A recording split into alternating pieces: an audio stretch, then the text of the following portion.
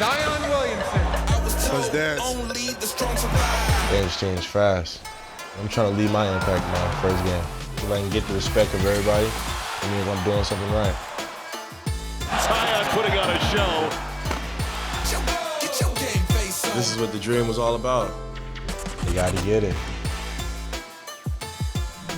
While the Pelicans wait for Zion, they've been playing pretty good ball lately. They had a franchise record 21 threes in a win over the Grizzlies last night.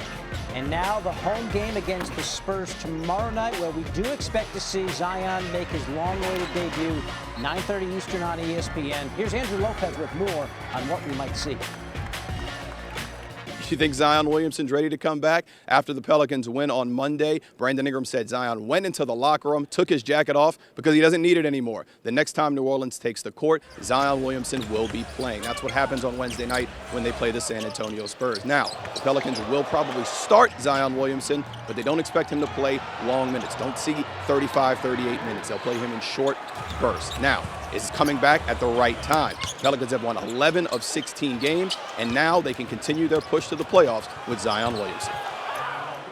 Finally, the long-awaited debut of Zion. For more on that, we welcome in David Fizdale and his 17 years of coaching experience in the NBA. That's important that we say that. So, meanwhile, Zion will be on a minutes restriction, as just reported. Right. What are the realistic expectations for him and obviously for the fans? Well, I think with the way that he plays, I think he'll be able to come right in and impact the team.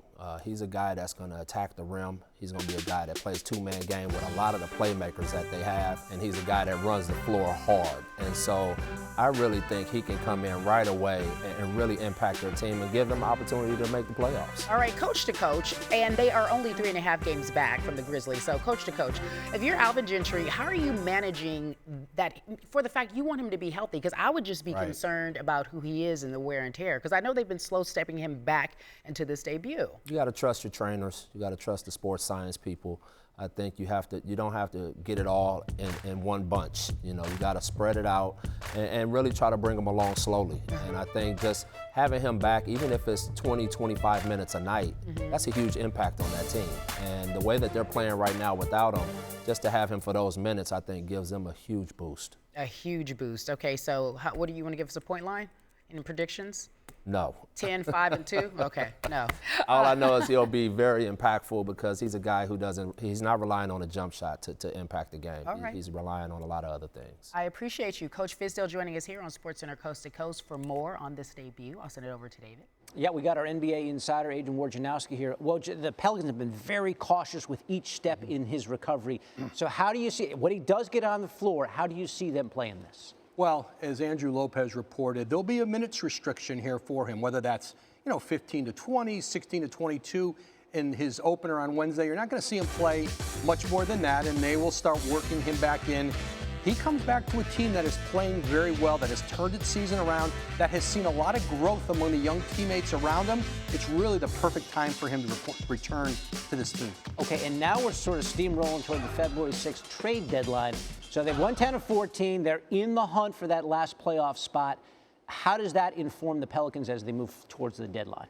I'm told, David, they have really pulled back in trade talks among all their players. They want to make the playoffs, and they're 3.5 games behind Memphis, but there's still 3 teams between them and the Grizzlies. They have a lot of work to do. They also have the easiest schedule in the league from here on out.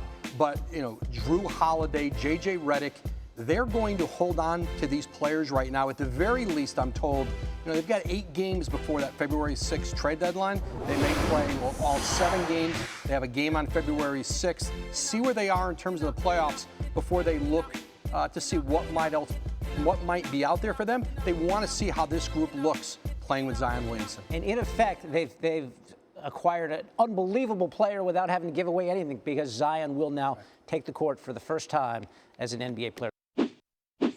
Thanks so much for watching ESPN on YouTube. For more sports analysis and highlights, download the ESPN app. And for live streaming and premium content, subscribe to ESPN+.